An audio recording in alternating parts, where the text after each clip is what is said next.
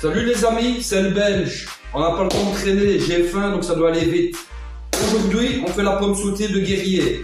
Pas des trucs spongieux de cantine. On veut du croustillant, du vrai, du savoureux. Si t'es pas prêt à entendre le crépitement du siècle, change de vidéo. Pour les autres, sortez les couteaux. On part au combat, c'est parti. Je vous ai épargné l'épluchage des pommes de terre. Par contre, petite astuce importante, toujours couper les pommes de terre de la même grosseur. Parce que si vous avez une pomme de terre comme ceci et une comme ceci, celle-ci va croquer sous la dent en fin de cuisson et celle-ci ce sera de la bouillie de cantine. Encore une astuce pour la pomme sautée de guerrier. Toujours les rincer abondamment. Départ eau froide salée. Je les mets directement à cuire sur le feu. À la première ébullition, je viendrai les égoutter. Ce qui va permettre d'enlever l'amidon et elles seront plus poreuses. Ça va permettre à l'huile tout à l'heure et aux épices de bien s'accrocher sur la pomme de terre. Alors au niveau des épices, vous pouvez mettre des épices fraîches, mais alors ça se passera en fin de cuisson. Je vais déjà préchauffer mon four à 180 degrés. C'est parti.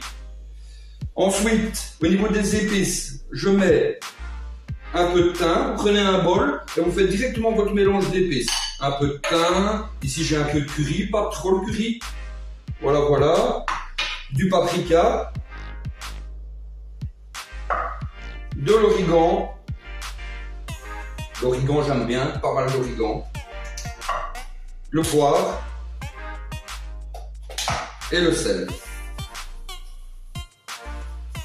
Et vous mélangez le tout.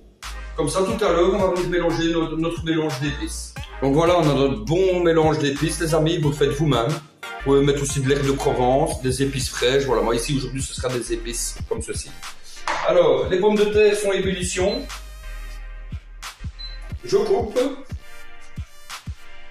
Donc c'est à la première ébullition. Je viens égoutter directement. Alors, opération encore très importante.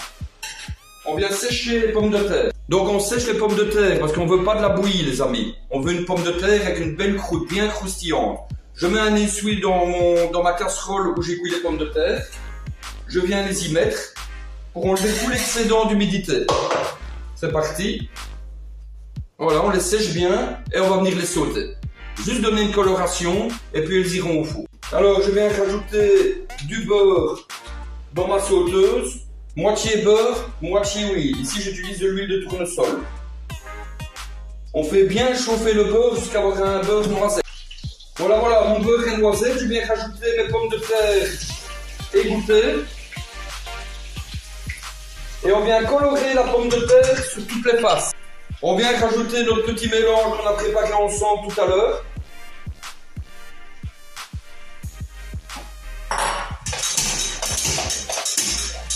On colore et puis ça ira au four à 180 degrés pendant une demi-heure.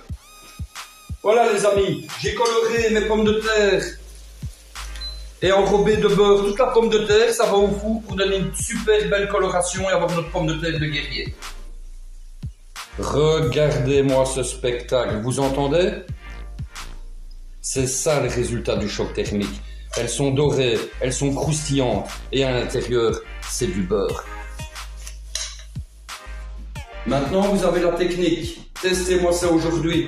Et n'oubliez pas, si vous voulez des recettes vraies et nerveuses, abonnez-vous au Belge. Allez, bon appétit, vieux.